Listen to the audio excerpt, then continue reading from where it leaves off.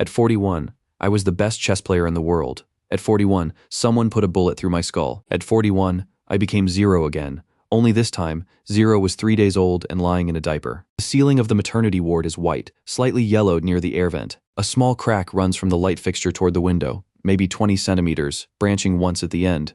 I stare at it for a long time. It's the only thing I can stare at. My neck doesn't hold yet.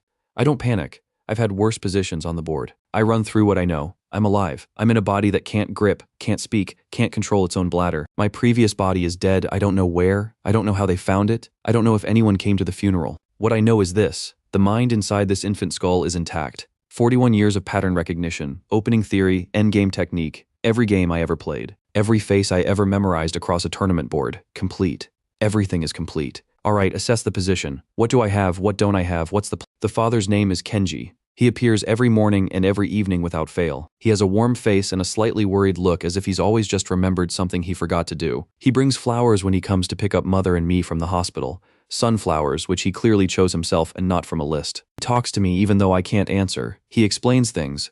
The route from home to the park. Why the neighbor's dog barks at night. What a Fuseki is in. Go. He plays Go on Tuesday and Thursday evenings with a neighbor named Ogura. I hear them through the wall. Kenji loses more than he wins but doesn't get upset. He says losing is interesting. I note that. The mother's name is Aiko. She is precise and slightly anxious, and writes everything in a small brown notebook she keeps in her apron pocket. Feeding times, weight, which side I slept on. She Googles every sneeze. She reads 3 parenting books simultaneously, and marks them with color-coded sticky notes. She worries about everything with the efficiency of someone who has already categorized the worry and filed it. On the 3rd night, she can't sleep and sits by my crib and just watches me. I watch her back. She doesn't know that. Good people. I got lucky with the board. At 14 months, I stack blocks into towers. Not random stacking. Correct, towers. Largest base, decreasing upward, stable center of gravity. The pediatrician watches me do it twice and says to my parents, "Your son may have an unusually high IQ, worth keeping an eye on." My mother writes it in the notebook. I think, possibly. At 2, I find an old Go board in the storage closet, the one Kenji uses on Tuesday evenings. I pull it out by the edge.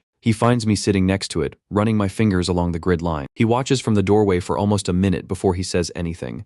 The look on his face is difficult to describe. Something between delight and the early stages of vertigo. 3 years old, a Saturday in October. Kenji is at the low table with his friend Daisuke, not Go. Today, they have a chess set.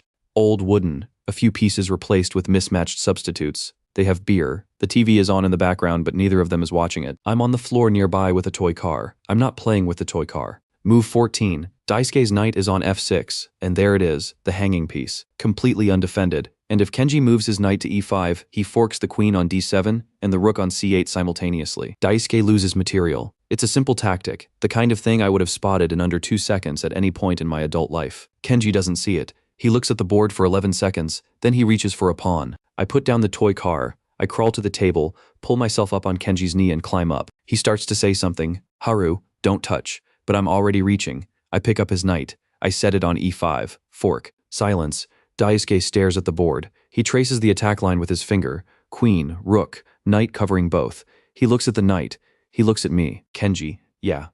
Your son just forked me. Kenji's hand is still halfway to my shoulder from where he was about to pull me back. It stops there. He looks at the position. He looks at it for a long time. Haru. His voice is very quiet. Do you know what you just did? I look at the board. I look at him. I pick up the toy car. The next 2 hours are not comfortable for Daisuke. They reset the board. Daisuke plays white, I play black. He opens e4, I respond e5. He plays the Italian. Simple, solid, the kind of opening you use when you want a calm game and time to think. He mates himself on move 19. They reset again. This time Daisuke tries the Ruy Lopez. More theory, more structure. He's trying to reach a position he knows. I steer us out of it on move 11 with an unusual knight maneuver, and the position becomes mine from that point forward. Move 23, checkmate. Daisuke sits back in his chair. He looks at the ceiling. He looks at me. He looks at Kenji. Best of 7? He says. The final score is 0-7. By the last game, Daisuke isn't playing for the win. He's playing to see how long he can survive. The answer is 31 moves. That's the longest game of the session. Kenji doesn't say anything until Daisuke puts his coat on to leave. Then, same time next week? Yeah, Daisuke says. He looks at me one more time from the doorway. Bring the kid. That night after Aiko puts me to bed, I hear them through the wall. Kenji's voice, low, then Aiko's, then quiet, then Kenji again. I look at the ceiling. The crack near the vent is still there. 20 centimeters, branching once, white to move. Always white moves first. First move is always white's. All right, let's begin. Kenji doesn't sleep that night. I know because I can hear him. The apartment is small, 3 rooms, thin walls. He moves from the bedroom to the kitchen at around 2 in the morning. The chair scrapes against the floor. The refrigerator opens and closes. Then silence for a long time. Then the soft sound of something being set on the table. I think it's the chess set. He's replaying the games in his head. I did the same thing after every tournament, lying in a hotel room, replaying every moment, looking for what I'd missed. He doesn't know he's doing what champions do. He just can't sleep. In the morning, he comes into my room before breakfast, crouches down to my level, looks at me carefully, like he's checking whether what he saw last night was real.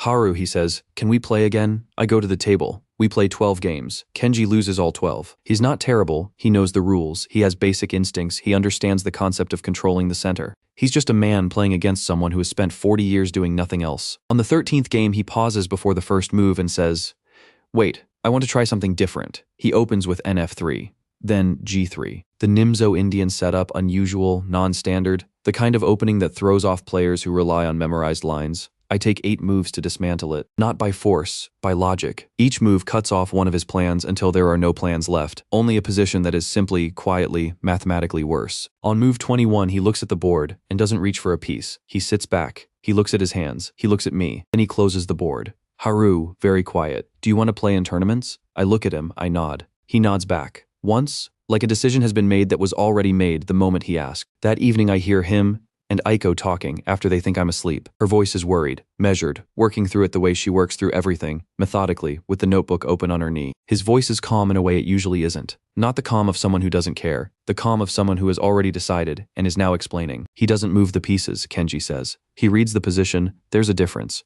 A pause. Then Aiko, he's 4 years old. I know, Kenji. I know. Standing in the hallway in the dark, I listen. Kenji sees something real. He doesn't know what to call it, can't frame it in any way that makes complete sense, but he sees it clearly enough to stake something on it. That's harder than it sounds. Most people see something they can't explain and decide they must have been wrong. I feel something I haven't felt yet in this new life. It takes me a moment to identify it. Gratitude. I go back to bed. Over the following weeks, Kenji starts leaving work early, then taking unpaid leave. Then 3 months after that Saturday with Daisuke and the chess set, he submits his resignation. He frames it as temporary. He is not thinking about temporary. He buys books, proper ones, Silman's Endgame Manual, Nimzowitch is My System, 3 volumes of annotated Grandmaster games. He reads them in the evenings and then comes to me and explains what he's learned, moving pieces slowly on the board, narrating his reasoning. He is explaining things I understood before he was born. I listen, every evening without interrupting, without showing impatience. This is our ritual, lamp on the table, board between us, his voice working through positions, my finger on the piece when he asks where I'd move. He asks a lot. He's genuinely trying to understand, not just to participate. That matters. Here white loses a tempo, he says one evening, tapping a square. Can you see why? I point to the bishop on c1, blocked by its own pawn chain. 2 moves to free it, by which point black has consolidated. Kenji stares at it for a moment, then shakes his head slowly, not in disagreement. In the particular way, that means he's recalibrating something. Someday, he says, explain to me how you see all of it at once. I look at the board. I don't answer. Someday, I think. Not yet. The chess club rejects us on a Tuesday in March, minimum age 5. The woman on the phone says, those are the rules. Kenji argues politely for 6 minutes. The rules, the woman says again. He hangs up, looks at me across the table. There's a district open tournament next month, he says. Any age, want to go? The tournament is held in a community center on a Saturday. 41 participants, mostly adults, a few teenagers, 2 kids around 12 who are clearly the youngest entrants anyone expected. The organizer does a visible double take when Kenji registers me. He checks the form twice. He looks at my height relative to the table. He says nothing. My first opponent is a 40-year-old civil engineer named Yamamoto. He has a steady, careful look and sets his pieces with the precision of someone who takes the game seriously. When he sees me sit down across from him, his expression goes through several stages very quickly, ending somewhere between bemused and apologetic, like he feels bad for what's about to happen. He thinks it's going to happen to me. Italian game. He plays solidly, controls the center, develops his pieces correctly. On move 14 he misses a pin, and on move 17 the pin becomes decisive. Checkmate on move 23. Yamamoto looks at the board, traces the final position, sets the pieces up to the moment of the pin, and looks at it again, making sure. He stands up, shakes my hand with full seriousness, like I'm an adult, walks away without saying anything.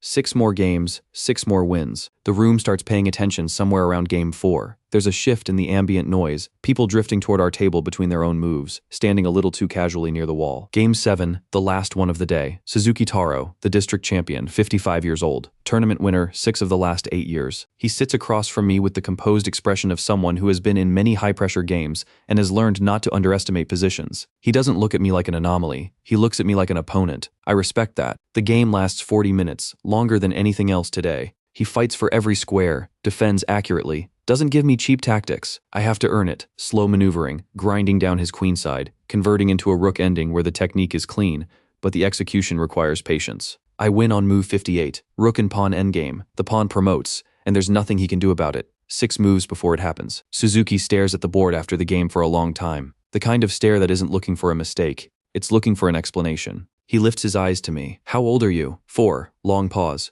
Is your father here? Kenji is already walking over from the side of the room where he's been standing for the last 20 minutes, with his arms crossed, and an expression I've never seen on him before, pride and bewilderment at the same time. Like he's watching something he knew was coming but didn't actually believe until right now. Yes, I say, he's here. Suzuki Taro doesn't just shake Kenji's hand and leave. He takes us to Ueno Park. He explains on the way that there's a man there. Every weekend, same bench by the fountain, same folding table, same battered chess set with a thermos of green tea beside it. He's been there for years. People come specifically to beat him, tournament players, serious amateurs, a few professionals who've heard the rumors, and they all leave having lost. Suzuki himself tried twice, 5 years apart, lost both times. His name is Ogata. Suzuki says Ogata Shiro. He was in the top 20 in Japan in the 80s, retired, disappeared, ended up in that park. I don't know why he stays there. I see him before we reach the bench, 70-something compact, wearing a gray cardigan despite the October cold being mild. He has the posture of someone who has sat at chessboards his whole life, slightly forward, elbows light, hands relaxed. He's mid-game against a man in his 40s who is leaning over the board with intense concentration, like leaning closer will show him something he's missing. I sit on the bench 10 meters away and watch. Move 22. Ogata could end this right now. There's a queen maneuver, QD6 threatening the rook and cutting off the king's escape, mate in 3 from there. He doesn't play it. He plays a rook to E1 instead, developing a threat he doesn't need, letting the game breathe another 20 moves. He's not trying to win, he's playing with his food. Good technique. Classical style, solid, principled, clearly built on Nimzowitsch and Petrov, the kind of foundation that was elite in 1985. His opening repertoire hasn't moved since then. If I get him into a Najdorf, he'll play the old main lines, the ones where theory has moved 40 deep since he last looked. He doesn't know the position is already lost before it begins. He just doesn't know it yet. The game finishes on move 45. The man in his 40s tips his king, shakes Ogata's hand, and walks away with the expression of someone reassessing their hobbies. Ogata pours tea from his thermos. He notices me on the bench. He waves, casual, like he's inviting someone to cross the street. Come on then, little one, let's play.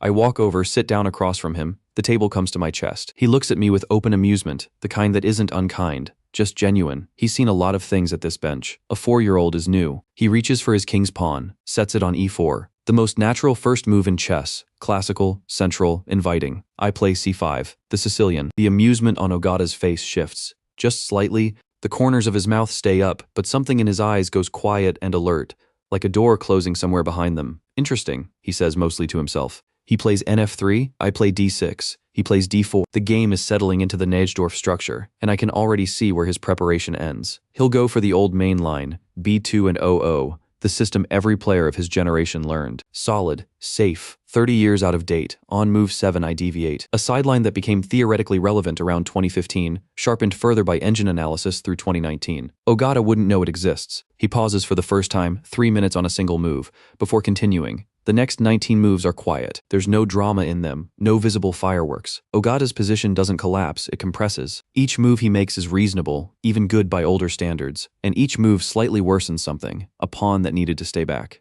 A bishop that can no longer reach the kingside, a rook that has nowhere useful to go. Move 26. I stop and look at the position, then I make my move. Ogata looks at the board, his hand moves toward a piece, stops, moves toward another piece, stops. He tries 3 different plans in his head, and I watch him work through each one. You can see it in the stillness, the tiny adjustments in his posture as each option closes. Every move makes it worse. There's no good move. There is no neutral move. Every legal option damages something, zugzwang. He sits back, looks at the board for a long time, then at me. Do you know what zugzwang is? Any move worsens your position, I say. So it would be better not to move, but the rules don't allow that. Ogata looks at me. He picks up his king and sets it on its side on the table. The old way of resigning, not knocking it over, just laying it down gently. Silence. The fountain runs behind us. Someone in the distance is walking a dog. Then Ogata laughs. Not politely, not the short laugh people use when something surprises them. A real one from somewhere lower, the kind that takes a moment to arrive. He laughs for almost 10 seconds and then wipes his eyes with the sleeve of his cardigan. Where did you learn the Najdorf? I've always known it. He looks at me for a long moment, then at Kenji, who has been standing 6 meters away, doing an impression of someone who is fine. Your son? Ogata says yes. Kenji says, sit down both of you, I have tea. 3 weeks later, Ogata goes to the Japan Chess Association office on a Tuesday morning. He goes alone and he doesn't tell us in advance. The director's name is Nakamura Hiroshi. Ogata tells the receptionist he needs 5 minutes. He gets 12. He explains that he has played a 4-year-old child who beat him cleanly in a serious game using theoretical lines he had never encountered. He says the child should be allowed to enter rated professional tournaments. He says the minimum age of 6, established in 1962, should be revisited. Nakamura listens with the patient courtesy of someone who is certain he does not have to act on what he is hearing. He says the rules are the rules. He says they exist for good reasons. He thanks Ogata for coming. Ogata stands at the door on his way out. The boy will come himself, he says. Nakamura says nothing. The following Saturday, Kenji drives me to the association building. He has the expression he gets when he's committed to something and nervous about it at the same time. Jaw slightly set, hands careful on the wheel, radio off. In the lobby, I ask the receptionist for a piece of paper and a pen. She gives them to me, curious. I write one sentence, fold the paper once, and ask her to give it to Director Nakamura. She reads it first.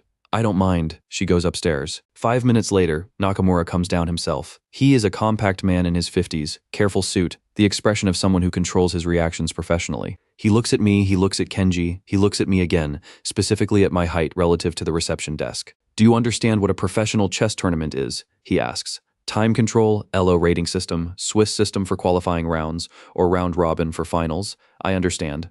He is quiet for exactly 1 second. Then he nods toward the stairs. His office has a chess set on the side table, decorative but complete. He moves it to the desk. We play. I open with e4. He plays the French defense, solid, slightly passive, built for endurance. He wants a long game, time to assess. On move 12, he misses a structural weakness I've been building toward since move 6. On move 18, I sacrifice the bishop on h6. Not immediately obvious, the kind of sacrifice that looks extravagant until you trace the lines 3 moves deeper. He takes. I open the h-file checkmate on move 27. Nakamura doesn't move for a while. He looks at the position the way people look at things they need to accept but haven't yet. Then, the bylaws will be reviewed at the next council meeting. You may participate from the age of 4, as a personal precedent. I nod. I stand up. I shake his hand, which he accepts with a slight look of unreality. Through the glass wall of the office, Kenji is standing in the hallway where the receptionist pointed him to wait. When I push the door open, he's looking at me, and whatever he sees in my expression, calm, fine, done, something leaves him all at once. He sits down on the floor of the hallway with his back against the wall. His legs just go. He puts his face in his hands. I stand in the doorway and let him have a minute. The first official tournament is held in a sports hall in Shinjuku on a Sunday in February. 40 participants. Mixed age, open category rated. The youngest entrant in the tournament's 11-year history, according to the organizer, had been 9. The organizer says this while looking at me. I'm 4 years and 4 months old. I come up to approximately the middle of the registration table. Kenji fills out my entry form while I stand next to him and look at the room, the rows of boards, the clock setups, the way the fluorescent light hits the playing surface. The same slightly antiseptic quality every serious tournament room has. The smell of concentration. 3 people photograph me before the first round begins. By round 3, there are phones out along every wall. I don't look at the phones, I look at the board.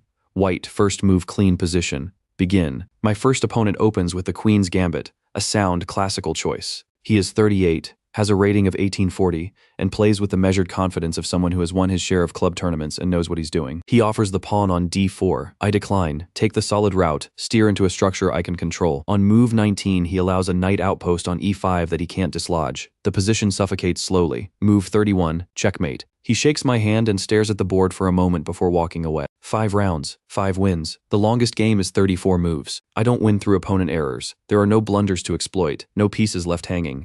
I win by finding the correct move each time, by building positions where the correct move is mine and the correct response is unavailable. Average engine evaluation at the moment of resignation is +4 across all 5 games. That's not luck, that's structure. After the 5th round, the organizer finds Kenji at the side of the room. We've never had a result like this, he says, at any age. Kenji nods. He's holding a paper cup of coffee he hasn't drunk. He's been standing the same way for 4 hours, arms slightly crossed, weight on his left foot, watching every game from a distance that's close enough to see the board and far enough not to interfere. He worked out that distance in round 1 and kept it exactly. A journalist from the Shinjuku local paper writes a piece, It runs the following Thursday. Small item at the bottom of the sports section. 4-year-old phenomenon claims Open City Championship. The national sports paper picks it up 2 days later. Same headline, slightly longer. A photo that Kenji took permission for on the day. Bottom of page 11. Kenji buys 3 copies. He puts one in a manila folder that I notice is already labeled on the tab in his neat handwriting. He has a system. He's been building one this whole time. We have a training schedule now though. Calling it that makes it sound more formal than it is.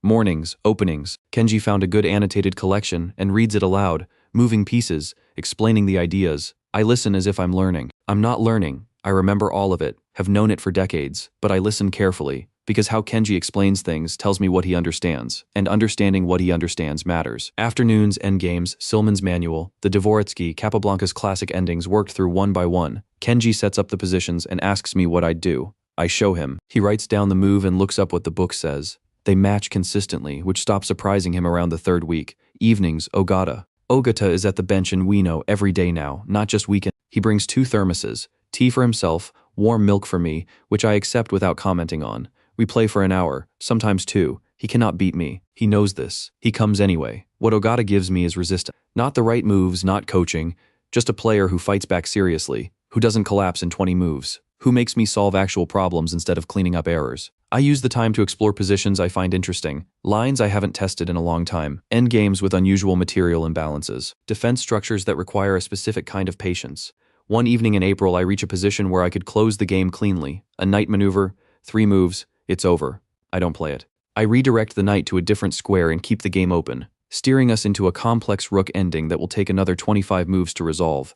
Ogata watches. After a few moves he says, "You could have finished this 20 moves ago, I know. Then why?" I'm interested in the position, not the win. He looks at me for a long time. The fountain runs. A couple walks past with a stroller. Ogata picks up his tea. Who taught you to think like that? I move the rook to d4. No one. He says nothing for a moment. In 40 years of chess, he says slowly, I have met maybe 3 people who played for the position rather than the result. All 3 were world class. He pauses. You're 4, almost 5. Almost 5, he repeats. He sounds like he's deciding something. All right, let's keep playing. The second city tournament is in March. 44 participants. I win it. The third is in May. 48 participants. I win that too. The pattern becomes visible. Not just that I win, but how. No game decided by a tactical blunder. Every win positional or technical. Every clock managed cleanly. The performances look the same from outside regardless of the opponent's rating. After the third tournament, a woman approaches Kenji at the exit. She represents a prefecture-level sports development program. She has a business card and a polite urgency about her.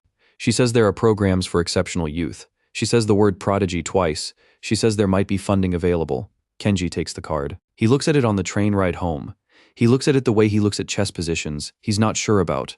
What do you think? He asks me. What does she want in exchange for the funding? He looks at me. Then he puts the card in his pocket without answering. And when we get home, he puts it in the folder, not in the main section, in the back pocket, where he puts things he hasn't decided about yet. I note that he's learning. The regional tournament draws players from 8 cities across the Kanto area, 42 participants. Best of the region rated serious. The kind of field where an 1,800 player doesn't expect to make the final rounds and a 2,100 considers himself a contender. I'm the only person under 25. I'm 5 years old. The organizers give me a cushion to sit on so I can reach the board comfortably. I accept it without comment. 7 rounds of Swiss. I win the first 6 without reaching move 30 in any of them. By the 6th round, the other players have stopped pretending not to watch. There's a particular quality to the attention in a tournament room when something anomalous is happening, a shift in where people look during their own games. A longer pause at the results board after each round. The 7th round is the final. My opponent is already seated when I arrive. Mizuki Ayako, 28 years old, regional champion 3 of the last 4 years. She has a rating of 2247 and the posture of someone who has won a lot of important games and knows what that feels like. She's dressed practically dark jacket, hair pulled back, no jewelry. Her clock setup is precise. She adjusts it twice before I sit down. When I sit down, she looks at me. There's professional respect in her expression. She's done her homework, seen the results, doesn't underestimate on principle. But under that, faint and controlled, amusement. The quiet kind that says she's heard about the phenomenon and believes it but hasn't fully processed what it means to be sitting across from it. She'll process it during the game. I know Mizuki's style, not from watching her this week. I knew it before this life. She was talked about in Japanese chess circles when I was Kiroyu Tanaka. Not famous but notable, aggressive, sacrificial, a player who dismantles positional chess by introducing chaos and then navigating it better than her opponent. She doesn't play for the objectively best position. She plays for the position where her opponent drowns and she swims. The rule against her is simple. Don't swim. Stay on dry land. We shake hands. The clocks start. The first 10 moves are theory. She plays the King's Indian attack, a flexible system that keeps her options open. I match it carefully, not conceding anything, not provoke anything. She's building pressure slowly, steering us toward the kind of position she likes. On move 11, she lifts her knight from f3 and places it on g5. Then she takes her hand away. The knight is hanging. Offered. It's not a mistake. It's the sacrifice, the one I was waiting for since I saw her name on the bracket. She gives up the knight for 2 pawns and open lines against my king. Formally, materially, I'm ahead. In practice, I'm walking into a storm. She smiles. Very slightly. She's done this before, and she knows what comes next. The opponent takes the material, feels clever, and then spends the next 15 moves trying to find something to do with their extra piece while she tears the king side apart. I take the knight, then I sit back and look at the board for 4 minutes. It is not a comfortable 4 minutes for the room. People have drifted over. The 4-minute pause of a 5-year-old who just accepted a sacrifice. No one knows what to do with that information. I play g6, a pawn move, prophylactic, quiet, blocking the diagonal she wants to open, not an attack, not a counter-sacrifice. Consolidation. Mizuki's smile fades. She was waiting for the panic move, queen out too early, rook misplaced, some aggressive overreach that gives her the tempo back. Instead, she gets a pawn to g6 and a position that is suddenly inconveniently closed. She plays on, of course she does. She's a strong player, and this is a final. The next 10 moves are Mizuki probing for the open line she needs, shifting pressure from the king side to the center and back. I answer each probe with the correct prophylactic response, 1 move at a time, never advancing when I can consolidate. On move 16, she tries to lever open the g-file with h5. I play h6 and close it. On move 19, she sacrifices a pawn to activate her rook. I take the pawn, give the rook a tempo, and use it to connect my own rooks. On move 22, she pushes f5, going for the center break she needs. I take en passant and the pawn structure closes completely. Move 24. The initiative is gone. There are no open lines, no attack, nothing to generate. She has a knight for 2 pawns and a fully stable position across from her. All that's left is technique. And I have been doing technique since before she was born. The next 15 moves are the endgame. Knight versus 2 pawns, rooks still on, my king activating on the queen side while she tries to generate counterplay on the king side that isn't there. I convert without errors, each move the correct one, each king step calculated. The pawn advance timed exactly. On move 39, she looks at the position for 3 minutes. Then she stops the clock. She stands, comes around the table. She extends her hand and I take it, and she shakes it the way you shake an adult's hand. Full grip, single pump. Real. You played prophylaxis on move 12, she says. You knew my attack would run out of air? The knight is worth more than 3 tempos if there are no open lines, I say. There were no open lines. She looks at me. The amusement is completely gone now. Something more considered has replaced it. You're 5 years old. Yes. A pause. She looks down at the board, not checking the position, just looking. I should have sacrificed the bishop, she says. Not the knight. The bishop opens the diagonal whether or not you close the g-file. The knight doesn't. She picks up her bag, walks toward the exit, doesn't look back.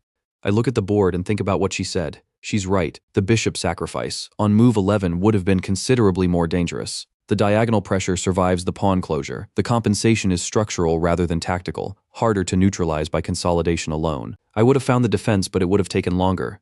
The position would have been uncomfortable for more moves. I store that away. Not as a memory of something past, as something I'll need to know. Kenji appears at my shoulder. You won, he says. She was the best opponent I've played in this life, I say. He processes that. I realize what I've said. He doesn't ask what I mean by in this life. He's Kenji. He puts things he doesn't understand yet into the back pocket of the folder. Ready to go? He says. Yes. The NHK crew arrives on a Wednesday morning with 2 cameras and a producer who keeps apologizing for taking up space in the apartment. They set up in the main room. Kenji moves the dining table to the side. Aeko makes tea that nobody drinks. The segment is 4 minutes. The host is a pleasant man in his 40s who has clearly been briefed on what to expect and has decided to treat it as charming. He sits across from me on a low stool so our eye levels roughly match. The cameras find their angles. Someone clips a small microphone to my collar. Haru-kun, the host says. Warm smile. When did you start playing chess? Always, I say. He laughs. It's a good laugh, genuine, the laugh of someone who finds children delightful. The camera operator keeps rolling. I don't laugh. I'm not being cute.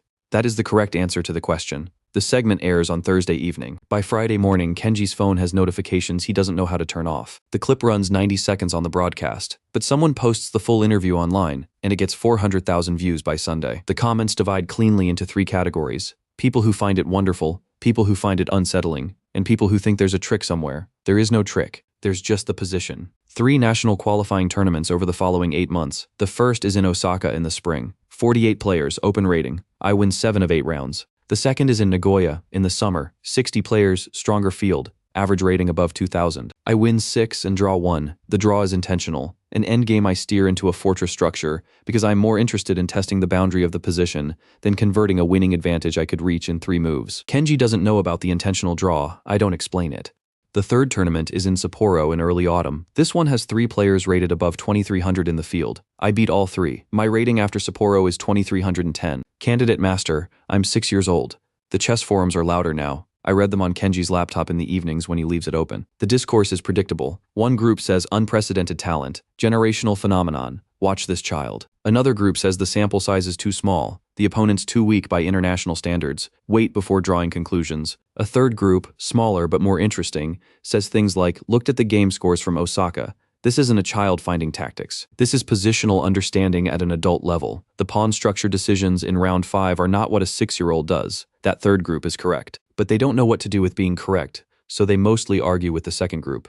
Ogata reads the forums too. He mentions one Thursday evening that someone online called him a liar for claiming he'd played me and lost. What did you say, I ask? Nothing, he says. They'll figure it out. He moves his rook. I take it with my bishop. He resigns 4 moves later. You're getting faster, he says. You're getting slower. He considers this. True, he says. He pours tea. Good. The evening after the Sapporo results are posted, I'm in my room with a board, going through Kasparov versus Topalov, Weekend Z, 1999. I've played through this game more times than I can count. In my first life, I went through it so many times the moves became automatic, a kind of kinetic memory. Here, in this body, with this board, I go through it slowly, move by move, making myself look at each position freshly. Move 24, white to move. The rook sacrifice. Kasparov gives up a rook for nothing, immediately tangible. No check, no immediate material gain. Just a reconfiguration of the position that opens lines and creates pressure that will become decisive 8 moves later. The engine confirms it. But the engine didn't find it in real time at a tournament board in 1999. A human found it.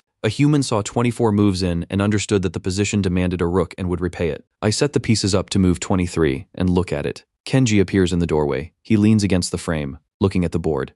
What are you working on? Kasparov, 1999. White and Z. I move the rook to d4. He sacrifices the rook here. Material down, but the position becomes alive. 8 moves later. Checkmate. Kenji comes in and sits on the floor beside me, cross-legged, looking at the board at my level. He traces the lines with his eyes for a moment. Do you do that, he says? Sacrifice like that? Sometimes. When the position requires it. He's quiet for a moment. I continue through the game. Move 25-26. He watches. Haru. Yes. Do you ever lose on purpose? I look up from the board. No. Never. There's no point. If you lose on purpose, you learn nothing about the position. He nods slowly. The way he nods when something resolves for him, not just accepted, actually settled. He's been wondering about this, I realize. Not whether I throw games for some external reason, something more fundamental. Whether I play to win, or whether winning is just what happens while I do something else. Now he knows. Okay, he says. He looks at the board once more. Show me the rest of it. I go through the final 8 moves of Kasparov-Topalov, moving each piece slowly, and he watches without saying anything. And outside the window it's dark and the apartment is quiet. And this is enough. The Japan Chess Championship is invitation, only 12 players. The top 11 by current rating, plus 1 special admission, me, granted by director Nakamura in what he describes publicly as a historic precedent reflecting exceptional demonstrated ability. Privately, I think Nakamura has become personally invested. He was there at move 18 of our game. He saw what it looked like. The tournament runs over 4 days in Tokyo, round-robin format. Each player faces every other once, 11 games. The venue is a proper one, a conference hall in a hotel in Shinjuku, official clocks, certified arbiters, press credentialed and seated in a glassed-off observation area. This is not a community center. This is where Japanese chess happens at the highest level. I'm 6 years old. Kenji presses my collar flat before we go in. He does it the same way he does everything now, carefully, like it matters. The first 8 rounds go the way the first 8 rounds go. 3 players rated above 2500 are in the field. I beat all 3. 2 games require serious calculation, complex middle games where the position demands precision at every move and 1 slip costs everything. I don't slip. The other 5 games are decided before move 35. By round 9, the press section is running low on fresh angles, and the chess forums have given up arguing about sample size. The 11th round, last game, final pairing. Yamada Keita, 39 years old, current Japan champion. Elo rating 2687, one of the 30 strongest players in the world, and the strongest currently in this room. He's already seated when I arrive at board 1. He looks up when I sit down, not the way people usually look at me, with some mixture of surprise and recalibration. He's done that already. He's had 4 days to watch me play. What he gives me now is the straight level look of a professional who has assessed the situation and decided to treat it as exactly what it is. He nods. I nod back. I know Yamada Keita. He doesn't know that I know him. He sees a 6-year-old in a pressed shirt sitting across a tournament board. But I know the way he sets his pieces, slightly off-center on the square, a habit he never broke. I know he drinks water between moves when he's calculating deeply, not when he's playing on instinct. I know his preparation is excellent in the English Opening, and his endgame technique, in rook endings, is the best I've personally seen from a Japanese player. I also know that he underestimates kingside cover in the middle game, has done it his whole career. Wins often enough through technique that it doesn't cost him most of the time. It will cost him today. He opens with c4, the English, of course. It's his sharpest preparation, and he knows exactly where he wants the game to go. I mirror him the first 6 moves, symmetrical development, nothing committed. On move 7, I deviate, a sideline that looks passive and isn't, that redirects the game from the structures he's prepared for into territory that looks like his but isn't. His eyes move over the board for a moment. He plays on. Move 18. I've been building toward this for 11 moves. The knight has been making its way, e7, then f5, and now I transfer it to d4. A deep central outpost, fully supported, commanding 4 critical squares. It looks simple from outside. From inside the position it changes everything. His rook on the c-file is suddenly passive. His bishop pair loses its coordination.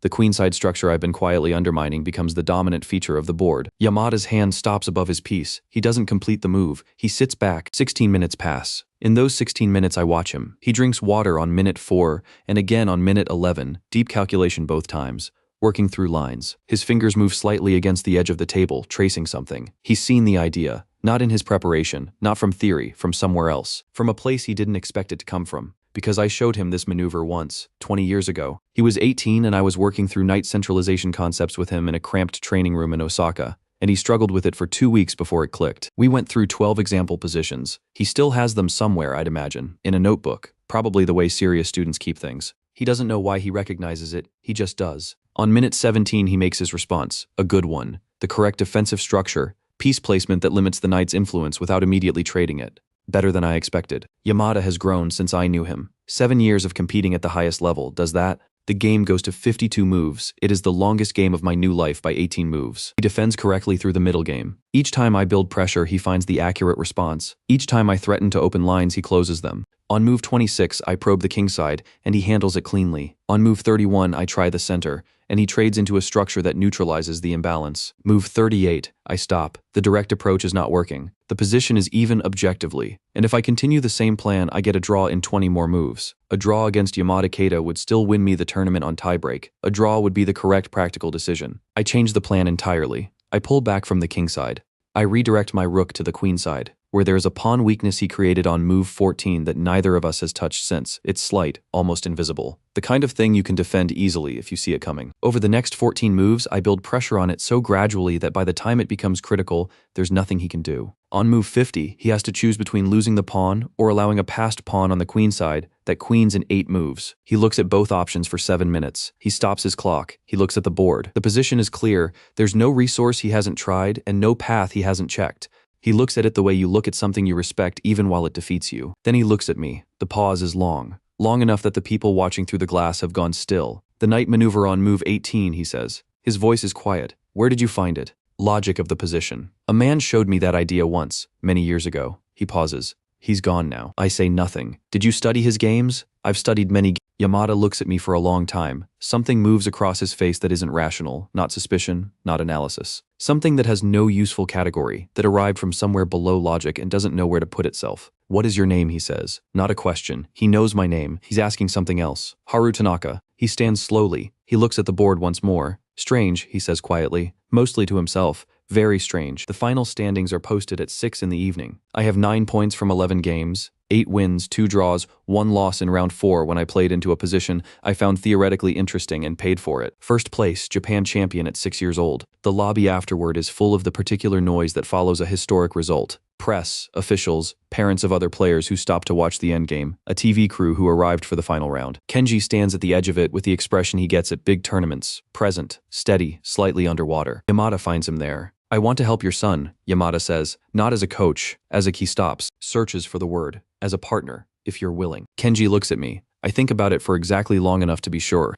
Yamada is honest. I know this from 3 years of working with him in another life. He's not approaching this for access or advantage. He's approaching it because something happened at board 1 today that he doesn't understand, and he needs to be closer to it to know what it is. He's also the strongest active player in Japan. Training with him will make me better. I nod. Yamada sees the nod and something in his face settles, like a question he's been holding since move 18 has been, if not answered, at least acknowledged. Good, he says. He looks at Kenji, then back at me. We'll start next week. The Tokyo Open draws players from 20 countries. The field runs from 2,400 at the low end to 2,650 at the top. No world-class players, but serious professionals. International-level chess, the kind of tournament where strong national champions come to test themselves and where a result matters beyond the local press. I am 6 years and 8 months old. FIDE has confirmed my rating eligibility for international events, following the verification process Nakamura initiated after the Japan Championship. This is my first rated international appearance. The tournament hall is larger than anything I've played in before. 60 boards. The ambient sound is different, not the particular quiet of a Japanese tournament room, but a multilingual version of it. The same concentration in different languages. I sit down at board 1 for round 1, and the player across from me is a 2,498 from South Korea who studies me for 10 seconds before deciding to play e4. 9 rounds. I win 7. The 2 games I don't win are draws, both against players rated above 2,600. Both in endgames, I steer into positions I want to study. One is a rook and bishop ending that I take to the theoretical limit before offering the split. The other is a queen ending where the fortress structure I build is correct but requires 40 moves to demonstrate, and I demonstrate all 40 of them because I want to be sure I still can. Both opponents accept the draws looking slightly shaken. My rating after the Tokyo Open is 2490. 3 months ago, it was 23.5. That's a gain of 180 points, a number that, historically speaking, doesn't happen. Not at any age. The system isn't designed to accommodate it. Rating gain is supposed to be gradual, statistical, a slow adjustment toward the true level. What I'm doing is not gradual. FIDE opens a review. Standard protocol for anomalous rating progression. Not an accusation, not a finding, just a process. They want to verify the game scores. Confirm the opponents. Identities, check the timestamps on the clocks. They want to make sure the math is real. The math is real. Let them look, I tell Kenji when he mentions it, slightly worried. Every game is recorded. Let them look at every move. He nods. He puts the FIDE letter in the folder, not the back pocket, the main section, alongside the tournament results. He's filing it as fact. Yamada is at the tournament as a player himself, entered in the open section. We don't face each other. The pairings keep us apart until the final round, by which point I've already secured first place on points, and the game between us is technically meaningless for the standings. We play it anyway. Yamada plays with full seriousness for 60 moves before we reach a position where the draw is correct, and we both know it. He offers. I accept. Afterward, he sits across from me at the analysis board, not the tournament board, a side table in the corner, and we go through the middle game together. This is the thing about Yamada. He doesn't just want to train me, he wants to understand. He takes apart positions the way people take apart machines they didn't build, carefully, looking for the logic inside. Move 24, he says. You pushed f5 here. Why not the rook to d1 first? Rook to d1 improves by a tempo, but gives him bf6 and the diagonal becomes his. f5 keeps the diagonal closed and the rook comes to d1 next move with the diagonal already gone. Yamada stares at the position. He sees it. He replays it twice. You saw that in the game? Yes. How far ahead were you calculating from move 21? I think about this. 11 moves with 3 main branches. He closes his notebook. He doesn't say anything for a moment. This is how our sessions go, he asks. I answer. He sits with the answer. He has stopped being surprised. Or he's learned to contain it better, which might be the same thing. It's the 3rd day of the tournament, evening the rest day between rounds 6 and 7. I'm in the lobby with a book, a real book, not a chess book, a novel Aiko packed in my bag, when a man I don't recognize sits in the chair beside me. He's perhaps 45, medium build, nondescript jacket, press credential on a lanyard around his neck. He looks at my book for a moment, then at me. Your father is the tall man by the registration desk, he says. Not to confirm, he knows. Yes. I'll go say hello, he goes. I watch him cross the lobby. He reaches Kenji, introduces himself, and they begin talking. I return to the book. I turn a page. I listen. The man's name, which he gives to Kenji, is Takashima. He says he writes for a sports and culture magazine, a long-form feature on exceptional talent in niche disciplines. He has a practiced casual manner, the kind that comes from many years of making people comfortable enough to talk.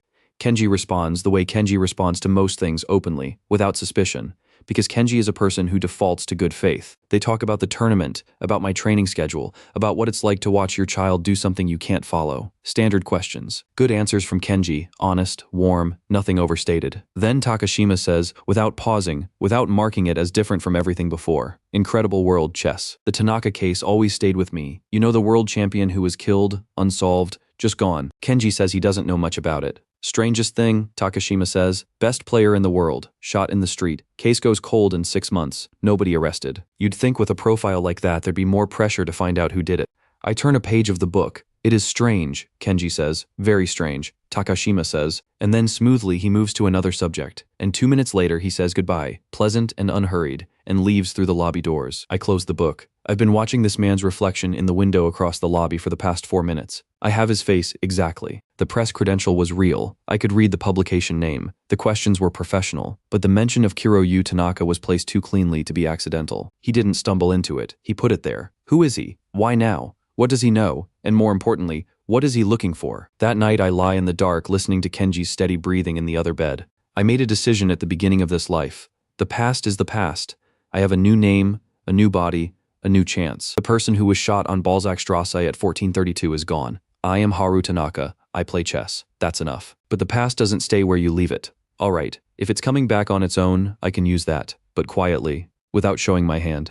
I'm a chess player. I see 20 moves ahead, which means I don't need to act. I need to set the pieces correctly and let the board develop. Takashima wanted to know if anyone connected to me knew about Kiryu Tanaka's death. Now he knows Kenji doesn't, which means the next move is his, and I'll watch what it is. I close my eyes, I memorize the face, I file it. I sleep. The Asia Grand Prix is a qualifying event for the World Championship cycle. 16 players, invitation only, round-robin format over 14 rounds. The field is the strongest I've faced. Average rating 2,580, 3 players above 2,650, no one below 2,480. This is where Asia's best compete for the right to move up. I'm 7 years old. I'm the youngest participant in the tournament's history by 4 years. 12 rounds in. My result, 10.5 out of 12. 8 wins, 5 draws, 0 losses. The draws are all against players rated above 2,620, positions I push until the position genuinely equalizes, then accept. First place, 2 points clear of second. The tournament is mine mathematically before round 13 begins. Round 13, the pairing board goes up at 8 in the morning. I'm eating breakfast with Kenji and Yamada. Yamada traveled as my second for this tournament. The first time he's done it, when Kenji checks the board on his phone and shows it to me without saying anything. Lucas Chen.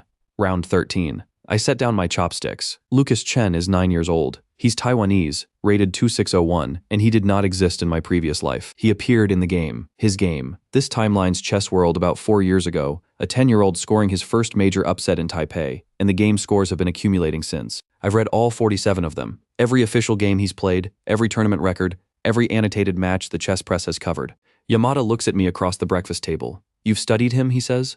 Not a question. 47 games, dynamic style, excellent tactical calculation, sharp opening preparation. He's genuinely strong, not a prodigy phenomenon, genuinely strong. Weakness? Slow positions. He loses the thread when there's nothing to calculate. He wants complications. Endgames make him impatient. I pick up my chopsticks again. So, the endgame is where we go. Yamada nods slowly. He looks like he's filing this alongside the other things he files about me, the things he doesn't have a category for yet. The hall is full for round 13 in a way it wasn't for the earlier round. Word got out yesterday that the pairing was coming. 2 child prodigies, top of the field, the kind of matchup that brings in the cameras. There are press credentials I haven't seen at earlier rounds. The observation area behind the glass is standing room. Lucas Chen is already at the board when I arrive. He's compact, precise in his movements, sets his pieces on the center of each square with the habit of someone who's been told to do it correctly, and has done it so many times it's automatic. When I sit down, he looks at me directly, not the polite look then look away that some players do when they're recalibrating their expectations. He just looks, steady and assessing. Good. He's not underestimating. I think this will be a real game. We shake hands, the clock start. Lucas has white. He opens d4. Queen's Gambit. Classical, principled, well within his preparation. I respond with d5. He plays c4, the gambit offered. I decline with e6, taking the solid path. The game enters the orthodox defense, one of the oldest and most thoroughly analyzed structures in chess, and for the first 20 moves we both navigate it correctly, following theory on lines I know at grandmaster depth. The pace is fast for the first 15 moves, both of us playing quickly. On preparation, then on move 16, Lucas slows. His preparation has ended and he's thinking on his own now. 4 minutes on move 17-6, on move 18, on move 21, he plays e5. It's a pawn break in the center. Sharp, aggressive, designed to blow open the position before I've fully consolidated. The kind of move that works if the opponent panics or plays inaccurately, because once the center opens, Lucas's tactical vision becomes the dominant factor. He can calculate deeper and faster in chaotic positions than almost anyone I've faced in this life. I spend 8 minutes on my response. Not because I'm calculating, I see the position clearly in under a minute. I spend 8 minutes because I want to be certain. I trace every branch. If I accept the break, if I close it, if I counter break. I follow each line forward as far as it goes and check where they end. Accepting his break leads to a position that becomes tactically complex by move 25. In that position, Lucas is stronger. That path is his. I play g3. A single pawn move, quiet. It closes the diagonal he needs for the break to work, keeps the center stable, redirects the game into the kind of slow maneuvering that his style finds uncomfortable. Lucas looks at the board. His hand, which was near a piece, comes back. His expression doesn't change dramatically. He's composed, a serious player. But there's a slight tightening around the eyes. His plan has been neutralized before it started. He plays on. Of course he does. The next 20 moves are positional struggle, Lucas probing for the tactical complexity he needs, me closing each door as it appears. He tries a queenside expansion on move 28 that I limit with precise counterplay. He sacrifices a tempo on move 32 to activate his bishop, and I take the tempo back with a rook transfer that leaves the bishop blocked. On move 37 he finds a clever piece regrouping that almost creates the open position he wants. I see it 2 moves before it's complete, and cover it exactly. On move 42, in a position that has no fireworks left, I initiate the endgame. Knight and rook and 5 pawns versus his knight and rook and 4 pawns. I'm up 1 pawn, technically winning, but the conversion is precise work. The extra pawn is passed but needs careful escorting. The rook ending requires accurate king activation, and any inaccuracy lets him build a fortress that holds. Lucas fights it. He's good in endgames by most player standards, just not by mine. On move 48, he misplaces his rook by 1 square, trying to create counterplay on the king side, and that 1 square costs him the tempo he needed to reach the fortress in time. I escort the pawn. Move 51, the king activates. Move 57, the pawn reaches the 7th rank. Move 63, Lucas stops the clock. Silence. He looks at the board for a long time, working backward, checking whether the rook misplacement on 48 was the decisive error, or whether it was already losing before that. He's doing the same analysis I do. The answer is that it was losing before that, from the moment g3 closed the position on move 21. The endgame was just the execution. He raises his eyes. You closed the position on move 21. You knew I was going to break the center? I anticipated it. That was my best idea in this game. I know that's why I closed it. Lucas looks at me for a moment. Then something shifts in his expression. The professional composure opens slightly, just for a second, and underneath it is something that looks like recognition. Not of who I am, of what it feels like to be completely out-prepared by someone who saw your plan before you played it. He smiles. Genuine. No performance in it. We'll play again, he says. Yes. He offers his hand. I take it. The final standings are posted on the last day. I finish with 12.5 out of 14, the win over Lucas, then a clean victory in round 14 over a 26-40 Russian grandmaster who plays aggressively and falls into a prepared refutation on move 19. Lucas finishes second at 11 points. He wins his final round as well, beating the third-place player with a tactical attack that the commentary board calls brilliant. It is brilliant. He's a real player. My rating after the Asia Grand Prix is 26-23. I have fulfilled the Grandmaster norm. 3 times over, in fact. 3 separate results across 3 tournaments at the required performance level. The title is automatic at this point, pending FIDE confirmation. The Reuters headline runs on Monday morning. 7-year-old Japanese boy becomes youngest Grandmaster in chess history. Kenji shows it to me on his phone over breakfast. He's been carrying the phone since the night before, checking for the story every 20 minutes. He doesn't say anything. He just holds the screen out. I look at the headline. Does it change anything, I ask? He thinks about it. Then, no, I don't think so. Good. He puts the phone in his pocket. He orders more tea. Yamada across the table is looking out the window at the street. He has his notebook open, but he's not writing in it. He's thinking about something. He does this sometimes. Goes somewhere in his head that I don't have access to. After a while he says, still looking at the window, he was right, you know, Lucas Chen. That was his best idea in the game. I know, and you closed it in 8 minutes. Yes. Yamada nods slowly. He closes the notebook. Okay, he said. What's next? The news breaks on a Tuesday morning in November. I'm at the board with Yamada when Kenji comes into the room with his phone. He doesn't say anything immediately. He reads something, then reads it again, then shows it to Yamada first because Yamada is closer. Yamada reads. His expression doesn't move, but something in his posture shifts. He passes the phone to me. Hans Meyer, German Grandmaster, 43 years old, rated 2798, second in the world, a position he'd held for 3 years. Found dead in his hotel room in Prague this morning, 12 hours before the first round of the Prague Grand Masters was scheduled to begin. Preliminary cause of death, cardiac arrest, no known heart condition. Routine pre-tournament medical check 2 weeks ago showed nothing. I set the phone down on the table. I knew Hans Meyer. Not well, in my previous life. We met at tournaments, spoke at a few official events, played twice in rapid games at team competitions. He was methodical, hardworking, not brilliant in the way some players are brilliant, but more reliable than almost anyone at the top. He had a gift for defense that frustrated everyone who played him. He won through endurance and precision. A good player, a decent man. He's dead at 43 the night before a tournament, and the official explanation is his heart stopped. I've heard this story before. Yamada speaks first, the same as Tanaka. He says it quietly, mostly to himself, not to me. He doesn't know what he's saying to me. The circumstances are similar, I say. Yamada looks at me. You know about the Tanaka case? I've read about it. By evening, the chess press has connected the dots, and the mainstream news picks it up the day after. 2 deaths, both world-class players, both the night before major tournaments, both officially ruled non-suspicious at first examination. The pattern is visible enough that Interpol issues a statement. They are reviewing the Meyer case and reopening the Tanaka file for parallel analysis. For the first time in 5 years, the death of the world chess champion is being treated as what it is. I sit with this information for a full day before I do anything. The geometry of it is clear to me now in a way it wasn't when I was living it. When I was Kiroyu Tanaka, I knew someone wanted me to lose in Vienna. I knew the anonymous warning was real. I didn't know the scale. I thought it was one person, one bet, one moment of danger that passed when I won and would not return. I was wrong about the scale. It didn't pass. It came back 3 days later on Balzacstrasse. Meyer was second in the world. I was first. 2 top players removed from the board, both before major events where the results would affect standing and, presumably, certain financial positions. Who benefits when the top 2 players in the world are gone? The third, the fourth, the field opens. Odds shift, money moves. Who had money positioned to move? I'm not a detective, I'm a chess player. A detective gathers evidence and builds a case. A chess player looks at the board and identifies the position. Those are different things and I'm only qualified to do one of them. But looking at the position is enough to start. The European Chess Grand Circuit has a tournament in Tokyo 6 weeks after Meyer's death. I'm entered. Yamada is playing as well.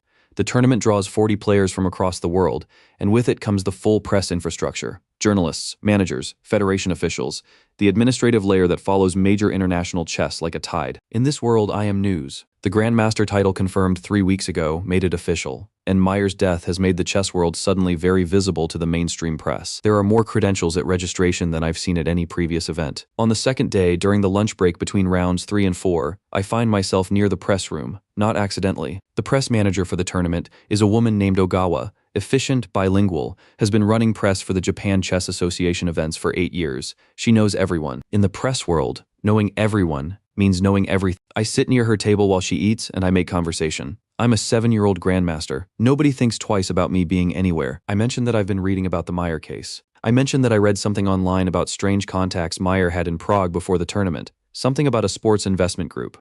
I'm not sure I understood it correctly. Ogawa puts her sandwich down. She talks for 11 minutes. She knows more than I expected. The chess press community has been discussing this privately since the story broke, sharing fragments across their networks. She gives me 3 names: a Czech sports betting intermediary who was at every Prague Grandmasters for the past 4 years, a Swiss financial entity that holds positions across multiple chess broadcast and sponsorship contracts, a federation logistics contractor who had access to player hotel assignments. I listen, I eat my lunch. I ask one clarifying question about the Swiss entity, just enough to confirm the name spelling, and then I change the subject and we talk about the tournament pairings. That night in my hotel room I write. Not in a notebook, nothing with my handwriting. I use the hotel business center after midnight, when it's empty. I type carefully. I include the 3 names Ogawa gave me, the connections between them, and the 2 facts I know from my own death. The anonymous warning before Vienna, the 3-day gap between my Vienna win, and the shooting. I include the logical inference. This is not individual actors. This is a structure. Someone at the top of the structure needs identifying. I do not include where I got any of this. I do not include my name. I send it to the Interpol cybercrime tip portal, the general inquiry address, and the specific case contact listed in the public press release about the Meyer investigation. Then I close the browser, clear the history, go back to the room. Kenji is asleep. I sit on the edge of my bed in the dark. I'm not a detective. I'm not building a case. I'm not trying to solve this myself, and I'm not going to. What I'm doing is simpler than that. I'm moving pieces, feeding information to the players who can act on it, without showing my hand, without appearing on the board at all. Somewhere above this, there's a player who thinks they've been managing this position for 5 years. They remove the world number 1. They remove the world number 2. They're operating on the assumption that no one sees the pattern clearly enough to act on it. They're wrong about that, but they don't know they're wrong yet. I close my eyes. I think about the end game. In a correctly played end game, you don't attack directly. You improve your position, move by move, until the winning plan becomes inevitable. You don't need to force anything. You just need to be more accurate than your opponent, for longer, and let the position do the work. The position is doing the work. I sleep. The FIDE rating list publishes on the 1st of every month. The December list comes out 3 weeks after the Tokyo Grand Circuit. I check it on Kenji's laptop at the kitchen table. My new rating, Toothix 41. World rank, 41. The youngest player in the top 50 in the history of the official rating system by 11 years. Rank 1 on the list is Kim Jun-ho. Rating, 2,812. That number is the second highest ever recorded. The highest held for 6 years before the bullet on Balzacstrasse was 2847. Kim Jun-ho is 34 years old, Korean, and has been world champion for 2 years. He took the title 8 months after my death, in a match against the player who had been ranked second at the time, a methodical Russian who Kim defeated in a grinding 12-game match that the chess press called a masterpiece of psychological pressure. Kim has defended the title once since. Against a French grandmaster he beat in 9 games without losing a single one. I know Kim Jun-ho. We played twice in World Championship finals in my previous life. I won both times. The first match he lost in 11 games and shook my hand at the closing ceremony with the precise minimum of contact required by protocol. The second match he lost in 10 and didn't attend the closing ceremony. His federation cited illness. He was photographed at a restaurant in Seoul the same evening. In interviews over the years, he referred to his opponents as technically limited, and to the broader chess world as not yet at the level required to seriously challenge the top. He said these things in the same measured tone that a person uses when they're not certain they're wrong. Arrogant, yes. Cold, yes. But not stupid. Kim is not stupid. He backs his statements with results, and the results are nearly always there. I haven't thought about him specifically in some time. I've been focused on the board in front of me. Then Yamada shows me a press conference clip. It's from the Korean Chess Federation's end-of-year media event. The room is formal, the lighting expensive. Kim sits at the center of a long table in a dark suit, flanked by Federation officials. He speaks Korean, and a translator provides English alongside. A journalist asks about the new FIDE Grandmaster, the youngest in history. Kim looks at the camera. The pause is long, 3 seconds, which is a long time on camera. He is deciding how much to give them. He decides on just enough. Children's tournaments are very nice, he says. When the boy is older and plays at an actual level, we'll see. He moves on to the next question. The translator continues in the same neutral tone. The press conference continues. Yamada pauses the clip. He looks at me carefully, the way he looks when he's trying to read something. I look at the frozen image on screen. Kim Jun-ho at 34, slightly grayer at the temples than I remember from my previous life. The same expression of contained certainty that he's always had. The expression of a man who has won enough to believe that winning is his natural state. Children's tournaments, Yamada says with a particular flatness. He means it, I say. It's not a performance. He genuinely believes the field he's playing in is not the real field.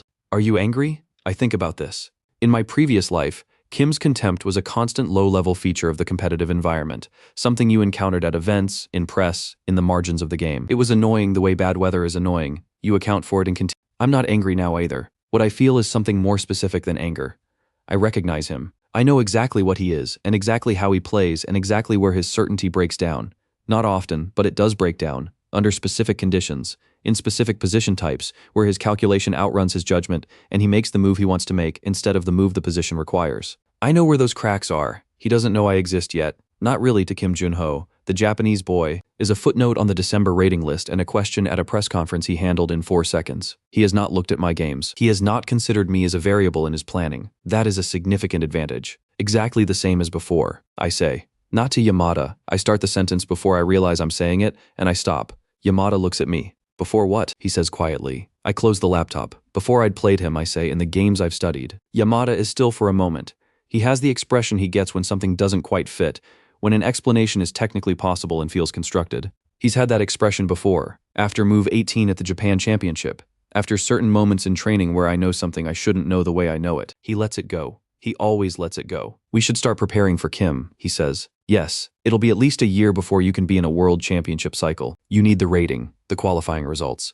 I know the path. He looks at me. Okay, he says, then let's walk it. I open the laptop again, pull up the rating list. Kim Jun-ho, 212, rank 1. Below that, rank 2 is currently vacant. Hans Meyer held it until 3 weeks ago. I look at that empty line for a moment. The list moves everyone up by 1. The number 2 spot now belongs to the player who was 3rd before Meyer died. I think about the anonymous letter sitting in an Interpol inbox, the 3 names, the Swiss entity, the Czech intermediary, the board develops. I close the rating list, open Kim's game database instead. 412 official games. I have read all of them. I open the first one anyway. A tournament game from 2009, Kim at 20, his first major international result, and I start again from the beginning. If you're going to play someone, you should know them completely. I know him. I start from the beginning anyway. The candidates tournament is the final qualifying stage before the World Championship match. 8 players, round robin, 14 rounds. Every player faces every other twice. The winner earns the right to challenge Kim Jun-ho for the title. I'm 8 years old. I am the youngest candidates participant in the history of the event by 6 years. The field, Lucas Chen, who qualified through the Asia Grand Prix behind me, and has since raised his rating to 2641. Dmitry Volkov, former world champion, Russian, 47 years old, rated 2,749, won the title in 2014 and held it for 3 years before losing it in 2017. Erik Lindqvist, European champion, Swedish, rated 2,711.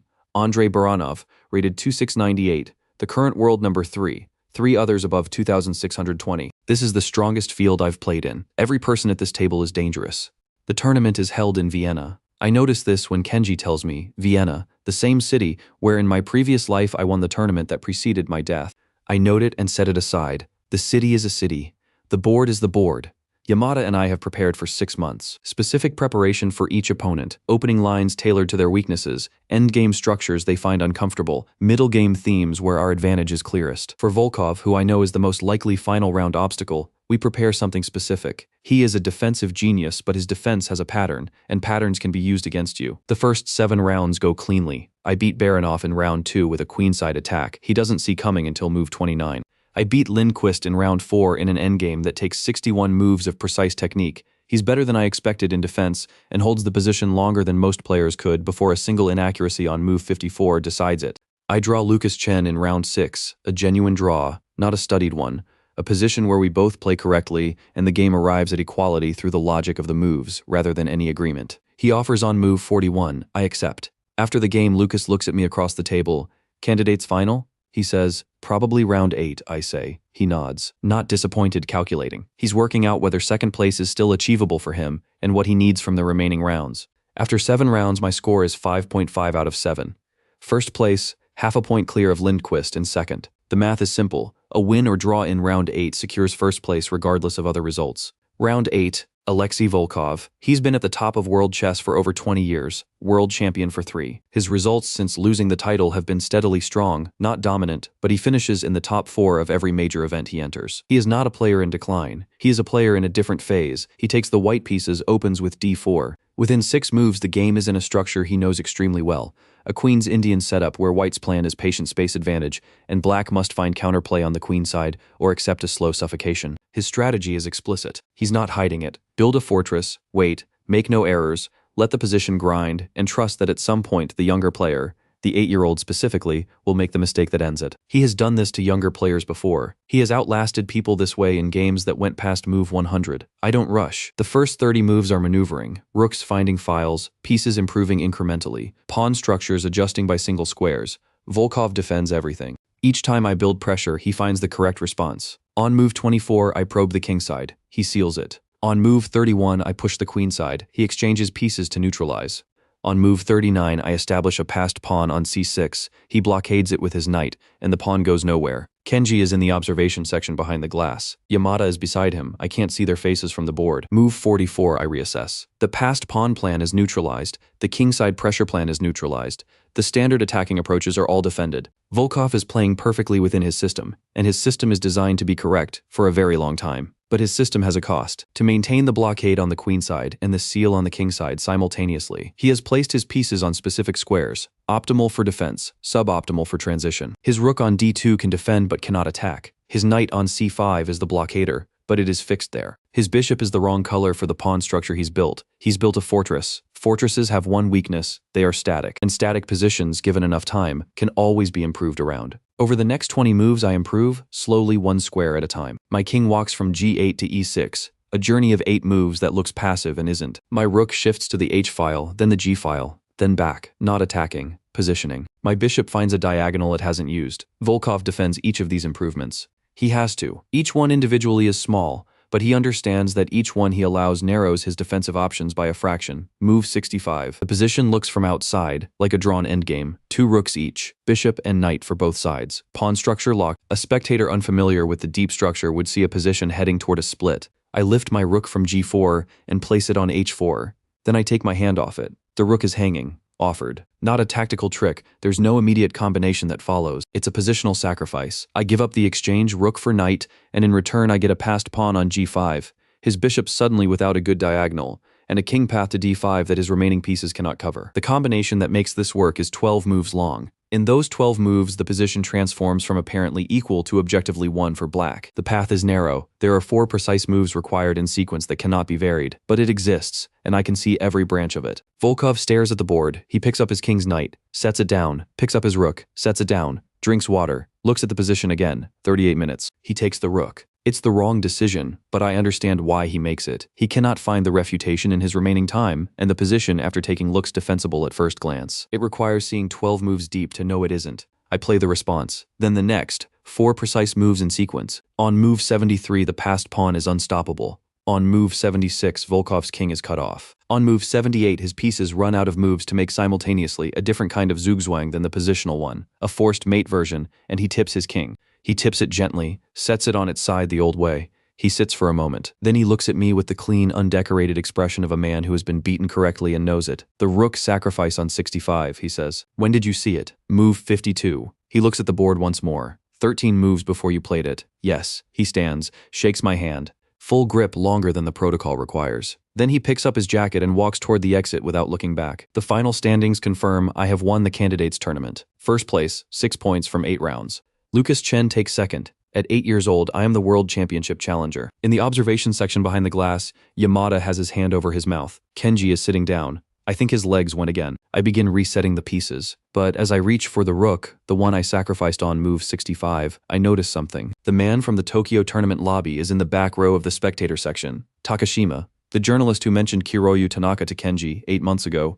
He's here at the candidates in Vienna with a press credential. He's talking to someone beside him, a man I don't recognize. One of the event organizers by the look of his badge. As I watch without appearing to watch, the organizer reaches into his jacket pocket, takes out a phone, looks at the screen, types something, puts it away. Takashima says something and walks away. I finish resetting the board. That evening I write the second anonymous letter. This one is more specific than the first. Takashima's name and publication. The organizer, I took his name from the badge. It was readable from the board at the right angle, the venue, the approximate time of the interaction. The fact that the same journalist appeared at 2 different events, months apart, and in each case made contact with people connected to event logistics. I include one more thing, a note that the individual I observed does not know he is being observed, and that the interaction at this venue may be documentable through the venue's own security footage.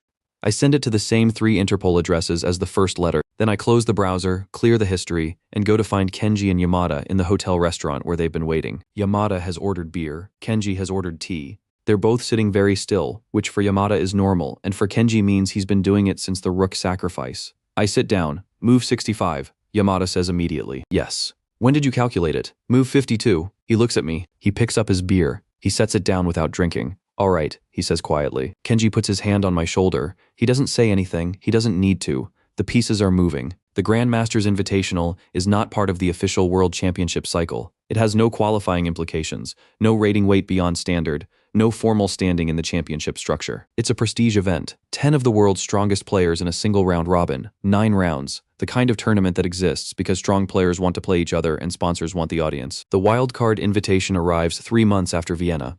I am the first wildcard entry in the tournament's 9-year history who is not a former world champion or a current top 5 player. The tournament director explains this to Kenji with the slightly dazed tone of a man who is aware he is making an exception that rewrites the rules he thought were settled. 10 players. The field includes Lindqvist, Baranov, Lucas Chen, 3 other players from the candidates field, 2 former world champions, and Kim Jun-ho. Yamada looks at the invitation letter for a long time. This is the first time, he says. Yes, you'll face him in round 8. The pairings are fixed for invitationals. I know, are you prepared? I think about the 412 games I've read twice through. The preparation files Yamada and I have built over 6 months. 23 specific opening lines, 7 endgame structures, 11 middle game themes where Kim's calculation tends to outrun his judgment, and he plays the move he prefers over the move the position requires. Not fully, I say, but enough for a draw. Yamada looks at me. You're not playing for the win? Not in round 8. I'm playing for information. He thinks about this, nods once. He has learned to trust when I say things like this, even when I don't explain them fully. He's also learned that I usually have a reason. The first 7 rounds go as they go. I win all 7. The games vary. A short, sharp win in round 2 against the younger former champion, a long technical grind in round 5 against Baranov that reaches move 71 before his queenside collapses. A clean positional win in round 7 against Lindqvist that Yamada says afterward is the cleanest game I've played in a tournament setting. Kim wins his first 7 rounds as well. His games are different from mine, sharper, more aggressive, higher wire positions that he navigates with the confidence of someone who has done it for 15 years. He beats Baronov differently than I do, through a kingside attack in 39 moves that the commentary boards call clinical. He beats Lucas Chen in 44 moves, a dynamic Sicilian battle that goes wrong for Lucas on move 30 when he underestimates a piece sacrifice. After 7 rounds, Haru Tanaka, 7 points. Kim Junho, 7 points. Round 8 pairing is fixed. The hall for round 8 has a different quality than the earlier rounds. The organizers have arranged more cameras. The online stream, it was at 40,000 viewers for round 1, is at 400,000 when the clocks start. The observation area is standing room. Journalists who weren't credentialed for earlier rounds have somehow appeared. Kim arrives at board 1 first and is already seated when I walk in. He watches me cross the room, not the way he watched at press conferences, from a distance, with the managed expression of someone handling a question they find unserious. Up close across a board, his attention is different, focused present. His eyes when I sit down are not contemptuous. They are cold and measuring and completely awake. He has looked at my games, of course he has. I would have in his position. He knows what I do, he's prepared. Good. We shake hands. The clocks start. Kim has white. He plays e4. I answer c5, the Sicilian. His preparation will be deep here, the most theoretically developed opening in the game. He plays nf3, d4, takes on d4 with the knight. We enter the Najdorf structure. The first 20 moves are preparation for both of us, faster than most games at this level, both of us following lines we know. On move 21, Kim deviates from the main theoretical path with a rare bishop maneuver I've seen in 2 of his games from 3 years ago. It's his preparation, a specific line he's developed. Sharp, demanding, leading to complex positions where the evaluation is unclear for many moves. I spend 11 minutes. The line he's chosen has 2 main continuations. The first leads to a position where black has compensation for a sacrificed pawn, but the play is double-edged, and the advantage swings based on very precise moves in a 10-move sequence. I'd need to calculate perfectly over 10 moves in positions I haven't specifically prepared. The second continuation closes the center and steers toward a slower structural battle where the evaluation is roughly equal but black has no immediate problems. I play the second. Kim looks at my move. A brief stillness. He expected the sharp continuation, has prepared against it. The slower line is different. He thinks for 9 minutes before responding. The game settles into positional maneuvering. For 20 moves, we both improve our pieces, probe, adjust. Kim is strong in this kind of play. Patient, accurate, not prone to the impatience that affects some attacking players when the position closes. He's looking for a way to create the complexity he wants. I keep closing it. Move 42. I've built a position that is comfortable for black. Not better, not worse. Comfortable. No weaknesses, no entry points, no structural issues. The balance is real, not manufactured. I offer a draw. Kim looks at the position. Looks at me, the offer is correct. The position is equal and both sides have limited ways to improve. He knows this. He accepts. The handshake is brief. The press surrounds us within 40 seconds of the clock stopping. Someone puts a microphone near Kim. What does he think of Haru Tanaka's game? He looks across the room where I'm answering a different question from a different journalist. His answer comes easily. The way a prepared answer does. Technical. But there's still a long way to go before we're talking about real chess. The boy needs to grow up. I hear it. I'm 10 feet away and the room isn't loud enough to cover it. He needs this to be true. He needed the draw not to happen. It happened, and now he needs a frame for it that keeps the frame of his world intact. The boy needs to grow up. Is that frame? I understand the impulse. It doesn't change anything. He's nervous. A draw with an 8-year-old in front of 400,000 people is not what he expected when he agreed to play this tournament. Nervous champions make errors. Not many, not obvious ones. Kim is too good for that. But the errors exist, and they appear in positions where certainty becomes more important than accuracy, where he plays the way he knows he plays instead of what the position requires. I've seen those moments in 412 games. In round 9, I play Lindquist and win in 38 moves. An attack on the king side that opens quickly once he mishandles the pawn structure on move 22. Kim plays Lucas Chen in round 9. Lucas gives him a game, a real one. The sharp Sicilian dragon that Lucas handles better than most, and Kim only escapes with a win in the endgame after 51 moves of careful maneuvering. Final standings. Haru Tanaka, 8.5 points from 9. Kim Junho, 8 points. I have won the Grandmasters Invitational. The closing ceremony is in the main hall. Award presentations, photographs, the standard structure. Kim appears for the photograph. He is required to. Both finalists in the same frame. The tournament director in the center. He stands straight, expression composed, every inch the world champion who has handled losses and draws with professionalism for his entire career. The photograph is taken. Kim Junho shakes the tournament director's hand. Then he turns and walks toward the exit, and he doesn't slow down as he passes the table where the second-place trophy sits waiting for him, and he is out of the hall before the ceremony formally concludes. I watch him go. Yamada appears beside me. He left. Yamada says yes. He didn't take the trophy. Someone will send it to him. Yamada is quiet for a moment. Round 8, he says, you played for information, you said. Yes, and I think about 20 moves of Kim Jun-ho playing a closed position across a real board, in real time, under real pressure. The moments where he chose correctly. The moment on move 34 where he spent 7 minutes on a move that should have taken 2, because he was forcing himself to check a line he didn't think he needed to check, because something in the position was making him uncertain. Position type, closed center, queenside minority attack. Both kings castled short, his certainty decreased. His calculation became careful in a way it isn't, when he's in his preferred sharp positions. That is useful enough, I say. The Interpol press release comes out on a Tuesday in March, 4 months after the Grandmasters Invitational. It doesn't say much: official language, measured phrasing, the careful calibration of a statement designed to confirm action without confirming findings. It says that the investigation into the death of Hans Meyer, ongoing since November, has been formally linked to the previously closed investigation into the death of Kiroyu Tanaka. It says that financial irregularities connected to professional chess tournaments across several jurisdictions are under examination. It says that the investigation is progressing. I read it twice. Then I set it aside and go to training. Yamada is going through Kim's Sicilian repertoire with me specifically. The positions that arise after White plays the English attack, where Kim's preparation is deepest and the lines are most double-edged. We've been on this for 3 weeks. Yamada has found a theoretical novelty on move 14 that hasn't appeared in any public game, an engine suggestion that looks passive and generates very concrete counterplay 8 moves later. We've analyzed it for 40 hours. Here, Yamada says, moving the bishop. If he plays bg5 on move 12 instead of b3, the novelty still works. The bishop isn't on the right square to cover d4. He plays b3 in 91% of his Sicilian games, I say. And the other 9%? bg5 4 times, h3 twice, f3 once. I set up the h3 position. h3 is the one that requires a different response. We go through h3, then f3. Then we go back to b3 and run the novelty forward another 3 branches. This is how the days go before a world championship match. Not dramatic. Preparation, refinement, verification. The board is the board and the work is the work. 2 weeks after the Interpol press release, I'm at a preparation tournament in Singapore, a smaller event, round robin among 8 players, primarily useful for keeping match sharp in live games rather than training positions. Round 3, lunch break. I'm walking back from the bathroom through a service corridor that connects to the main hall. 2 men in event staff badges are talking near the catering station. I'm not visible to them from the corridor angle, a partial wall between us. I'm not trying to listen. I'm walking past. One of them says a name. I stop. The name is Hartmann. Klaus Hartmann. It comes in the middle of a sentence about logistics, about payments, about something the speaker clearly doesn't want to be discussing in a hotel corridor, but is discussing anyway because he's angry and not thinking about location. The other man says something quieter, placating. The first man says Hartmann's name again, this time with a phrase about the arrangement in Vienna and what happened with Meyer.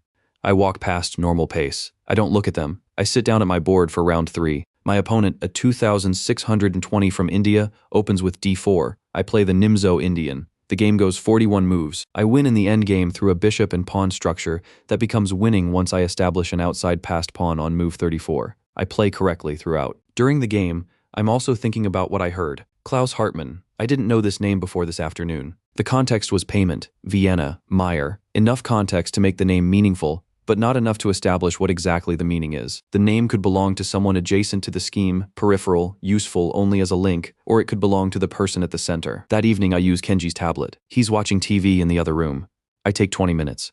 Klaus Hartmann, 49 years old, Austrian national, founder and primary shareholder of a sports financial consulting firm registered in Liechtenstein. The firm appears in 3 publicly visible contexts: a sponsorship of a European chess circuit event 4 years ago, a listed partnership with a sports broadcast rights company, and a passing mention in a financial blog post about alternative investment vehicles in emerging sports markets. Nothing incriminating, nothing that connects him to anything illegal. A clean public profile, specifically clean, the kind of cleanliness that results from effort rather than innocence. But the Liechtenstein registration connects to a holding company. The holding company appears in the leaked documents from a 2022 offshore financial disclosure that several journalists covered briefly before it stopped being newsworthy. In those documents, the holding company has financial relationships with 2 other entities. One of those entities matches the Swiss financial structure that Ogawa mentioned in Tokyo 14 months ago, the one I included in my first anonymous letter. I close the browser, clear the history. I open the email interface, log into the anonymous address I created 8 months ago, and write the 3rd letter. This one is the shortest. 1 page. Klaus Hartmann, full name, nationality, corporate structure, the Liechtenstein registration number, the holding company name, the connection to the Swiss entity from the first letter. The inference, the payment chains Interpol has been following across 3 jurisdictions may converge at this entity. Suggested point of entry for verification. The 2022 offshore disclosure documents, cross-referenced against the tournament payment records for Prague and Vienna. I add 1 more line. The name was spoken aloud in conversation by an event staff member at the Singapore Grand Circuit Tournament, rounds 3 through 5, March. If the venue has security footage of the service corridor near the main catering station, the conversation may be on record. I send it. Close the browser, close the tablet. I go to the doorway of the other room. Kenji is on the sofa watching a cooking show. He looks comfortable. I don't interrupt him now. I wait. The wait is 12 days.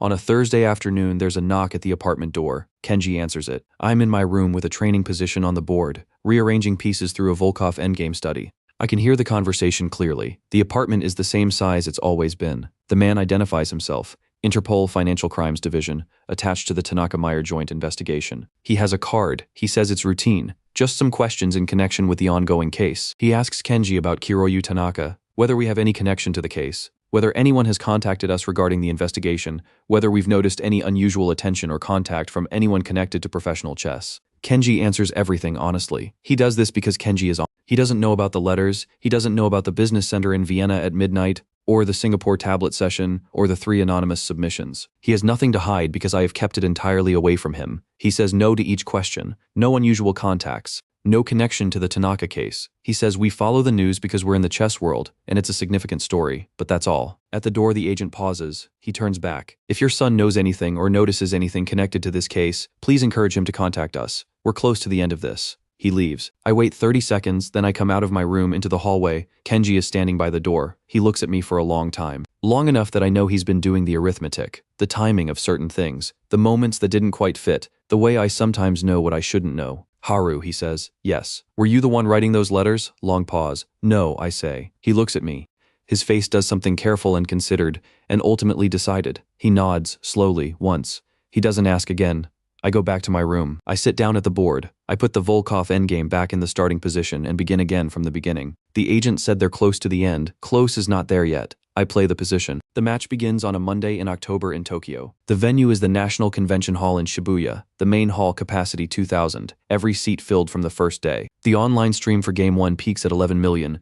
By Game 5 it's 19 and the infrastructure team issues a statement about server load, the format, 14 games, classical time control, 120 minutes for the first 40 moves, then 30 minutes for the rest of the game, with a 30-second increment from move 1. First to 7.5 points is world champion, draws count as half a point each. I'm 9 years old, the youngest world championship challenger in history by 9 years. Kim enters the hall first as the defending champion, that is protocol. He walks to the board with the unhurried certainty of someone who has done this before and intends to do it again. The audience is respectful, not warm. They know who they've come to watch. Then I walk out. The hall changes. I don't have a word for what it does exactly. There's a shift in the quality of the silence. 2,000 people recalibrating something simultaneously. I walk through it. The board is at the end of the room. The distance is the same distance it always is. Same hall. Same smell of air. The particular combination of climate control and tension and the collective concentration of people watching something that matters. Different body, only that. I sit down. Kim is already seated, hands folded, watching me with the eyes that are awake and cold. We've been through this before. The Grand Master's observation room.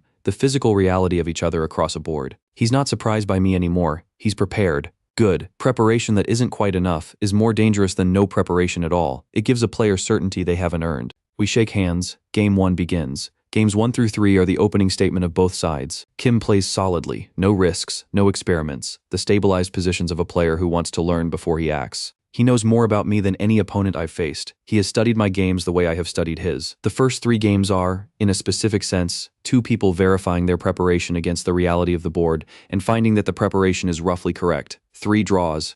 Score, 1.5. 1.5 Game 4. Kim has white. He opens e4 and plays the Ruy Lopez, the oldest serious opening in the game, deep theory, the structure he trusts most when he wants to press. He does press. From move 12 he builds kingside pressure, sacrifices a pawn on move 19 for attacking compensation, builds a position where his queen and rook bear down on my castled king. I defend.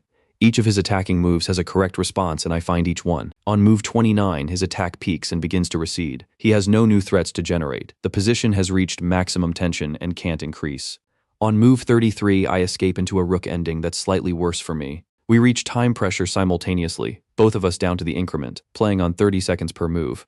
I hold the rook ending for 14 moves in the scramble, and on move 47, the position equalizes completely. He offers. I accept. Draw. Score. 2-2. Game 5. My white. I open d4. Kim plays the Nimzo Indian, nf6, e6, bb4. It's not his most frequent choice against d4. He plays it occasionally, but the frequency in my preparation data is low enough that it registers as unusual. He's prepared something here. On move 8, I feel it, a specific piece arrangement he's building, a structure I've seen in his preparation files but not in his public games. It's a theoretical novelty of his own, designed to equalize comfortably against my most common continuations. I change plan on move 8. Not the opening. The opening is still queen's pawn, but the system within it. I redirect the bishop to a square. It doesn't go in the main lines, closing the avenue his novelty needs. The position transposes into a structure that's slightly unusual for both of us. He spends 14 minutes on move 9. His preparation has ended.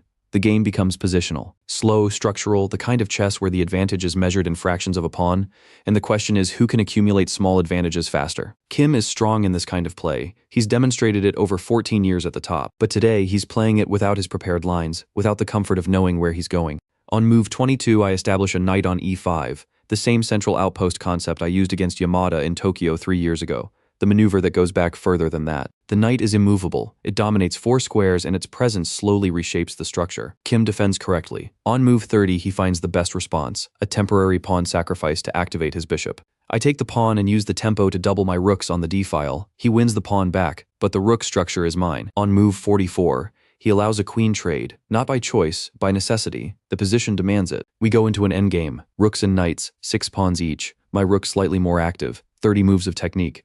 I know this ending type at depth I don't have words for. It's the accumulation of decades, the procedural memory of 1,000 endgames converted or failed and studied afterward. On move 61, his kingside pawns collapse, he resigns. Score 3.5, 2.5. I lead by 1, games 6 and 7. This is where Kim shows something I haven't seen from him in 412 games. The controlled anger of a player who is behind and playing through it. Game 6, he plays black and launches a sharp queen's gambit counter with an early piece sacrifice on move 14. It's a prepared line, aggressive, the kind of position where the margin for error is narrow and the player with sharper calculation survives. He plays it at speed, spending almost no time on the first 20 moves. The sacrifice gives him attacking play on the queen side while my king remains in the center. I accept the piece, I defend. The position is objectively equal or slightly better for me after careful defense. I can see this from move 17, but the defense is demanding, requires precise calculation across many variations, and Kim plays his attacking moves quickly, putting time pressure on my decisions. On move 31,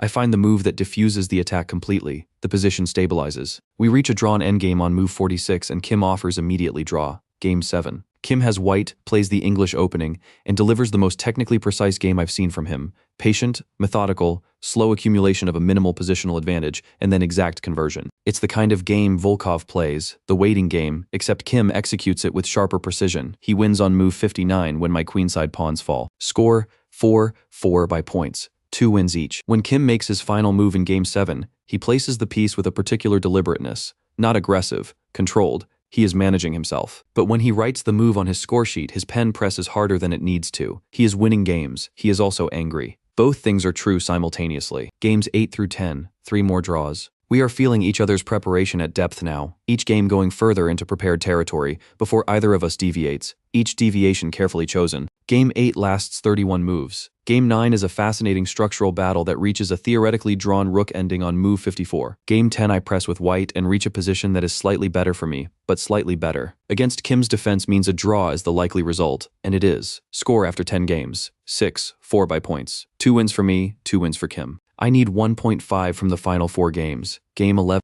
The preparation novelty Yamada and I built over 40 hours. I have white. Kim plays the Sicilian, his most familiar structure, and within 4 moves we're in the specific line where the novelty lives. B3 on move 12, exactly 91% likelihood. He plays B3, the novelty is on. Move 14, I offer the queen trade. It looks premature. Queen's coming off the board early. Transition into an endgame before the middle game has developed its full character. Kim looks at the position for 40 minutes. He is checking whether declining is possible. The answer is yes, declining is possible, but it concedes the bishop pair in a slightly passive position that I can slowly improve. Taking means a specific endgame type where I've prepared deeply. He takes, we are in the endgame. Knights and rooks, pawn structure that slightly favors my pieces. 30 moves of technical work. Kim defends precisely, finds the best response on each move, holds the position close to even through move 46. On move 47, I find a maneuver I've had prepared since move 23, rook to h1, freeing the g-file, creating a passed pawn on g4 that he cannot stop without allowing my king to penetrate. It's not a combination, it's a long structural plan that becomes executable exactly here, exactly on move 47, and not before. He spends 20 minutes on move 48, he knows what's happening. He plays the best defensive try, I play the continuation.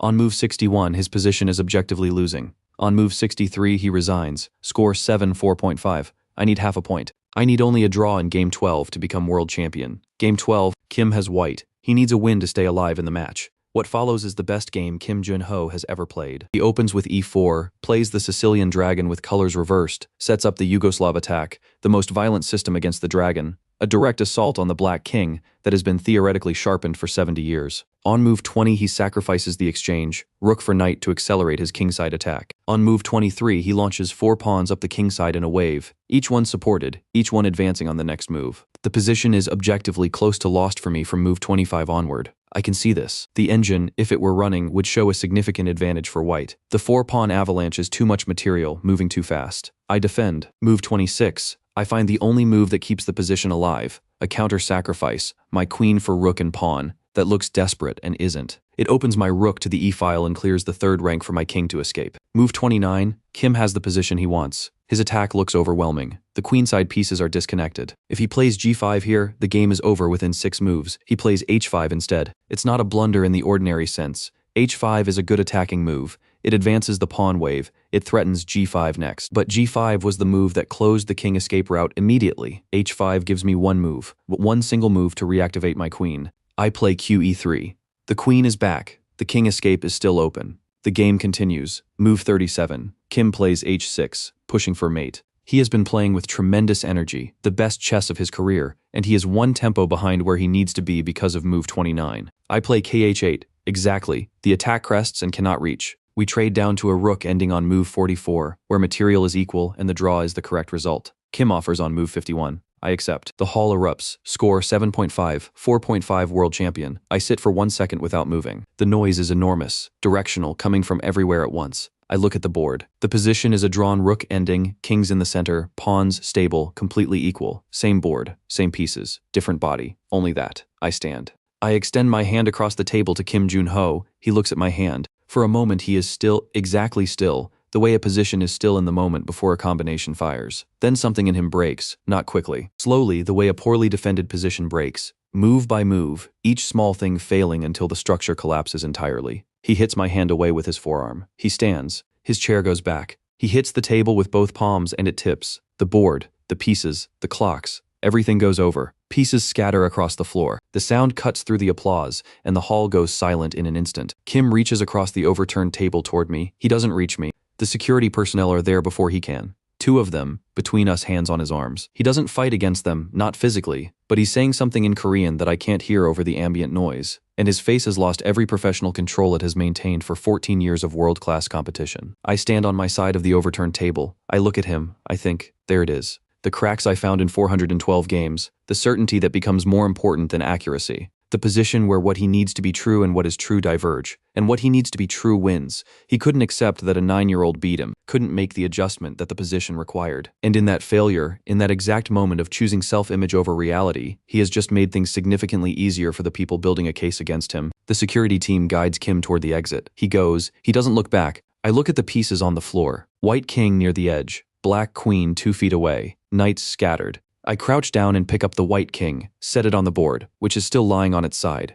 Someone helps me write the table. 3 days before game 12, I sent a 4th letter, not to the general Interpol tip address, to the specific case contact, the agent who came to our apartment and left his card with Kenji. I used the same anonymous address, the same clean format, 1 page shorter than the others. It included the match schedule, the venue layout, the entry and exit points of the main hall, and a single additional line at the bottom. Arrest him after the final game. Not before. They waited. Kim comes through the backstage corridor from the playing hall with 2 security staff flanking him. Not restraining him. Not yet. Simply present. He's composed on the surface, the professional control reasserting itself over whatever broke in the hall 30 seconds ago. His jacket is straight. His hands are at his sides. He walks the way a man walks when he is deciding how to handle what comes next. 2 men are standing in the corridor. They have credentials. They show them. One of them speaks Korean, which Kim is hearing in his own language, which means there is no ambiguity about what is being said and no available misunderstanding to take refuge in. Kim listens. His face does not change. His hands remain at his sides. He looks in that moment exactly like someone who has known this was coming and has spent time deciding how to receive it. Not surprised, not panicked. The cold calculation that has characterized his entire career applied now to a situation from which no calculation offers an exit. He says something. One of the agents responds. Kim nods, once, and goes with them. I watch this from 30 feet down the corridor. The shape of the scheme, as Interpol reconstructed it through payment records and the documents the third letter pointed them toward, is simpler than it appeared from outside. Kim Jun-ho was not the architect. Klaus Hartmann, the Austrian financial consultant, built and ran the structure, an illegal sports betting network operating through 3 jurisdictions, placing large positions on chess tournament outcomes through platforms that don't examine the source of funds closely. The network had intermediaries at multiple major events. Takashima was one layer. The Vienna and Singapore organizers were others. Kim was a participant, not a principal. He placed bets, and when results threatened his positions, passed signals through intermediaries he never contacted directly. The payment chains are documented. The chain from Kim to the intermediary who contracted the shooter on Balzacstrasse is 4 links long, each link documented through financial records, each link confirmed through a combination of the offshore disclosure materials and the evidence from Vienna's security footage. The corridor footage from Singapore, it turned out, was also recoverable. Kiroyu Tanaka won the Vienna tournament when he should, according to Kim's financial position, have lost. Kim lost money he had placed against himself winning, an arrangement so specific in its self-sabotage that the investigators say it is actually uncommon, the kind of bet that only makes sense if you have certainty about the result in advance. Certainty he didn't have, because I didn't lose. 2 days after Vienna, Balzacstrasse, 1432. I know this part already. I was there. Kim is 40 feet away now. The 2 agents and the security staff are moving together toward the building exit. Before they reach the turn in the corridor, Kim stops walking. He turns, he looks back down the corridor and finds me immediately. I'm the only person standing still in the space. Everyone else is moving, press and officials and players spilling from the hall into the adjacent areas. But I'm standing against the wall 30 feet away, and I'm not moving. We look at each other.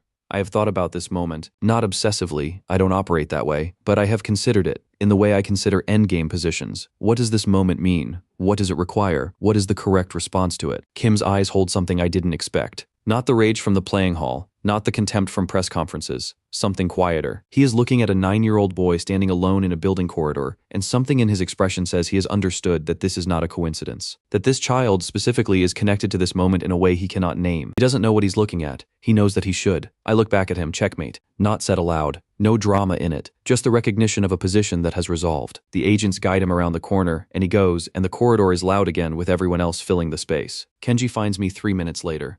He doesn't say anything. He comes down the corridor and he puts his arms around me and holds on firmly, the way he holds things he doesn't want to let go of, which is the way he has held everything connected to me since the Saturday with Daisuke and the chess set 6 years ago. He holds on for a long time, and I stand in it and let him. First time I reached the top alone. No one who knew what I was doing, no one who understood what was at stake, just the board, and the position, and the work. I won. I walked out of the venue, and 3 days later, someone shot me in the street and none of it mattered. Second time, Kenji, who left his job and learned chess notation to understand what his son was doing. Yamada, who recognized something in a night maneuver and needed to be closer to it to know what it was. Ogata, who comes to the park in Ueno every weekend and loses every game and brings 2 thermoses. Mizuki, who shook my hand like an adult when she was 8 and lost and who was right about the bishop. I don't know which way is better. I think I know which way I would choose. I lift my head from Kenji's shoulder. The main lobby is lit. Cameras, journalists, the official press area where someone is setting up a podium for the post-match statement. The flood of people from the hall is sorting itself into the organized chaos of a major sporting result being processed by the world's media infrastructure. Someone has a sign, a 9-year-old holding it up in the press section. The handwriting obviously their own, which makes it real in the way professional signs aren't. Yamada appears beside Kenji. He looks at me for a moment with the expression he uses when there are things he has decided not to ask and has accepted not knowing. Then ready? Yes. The press statement is in 10 minutes. Nakamura wants you at the podium. Okay.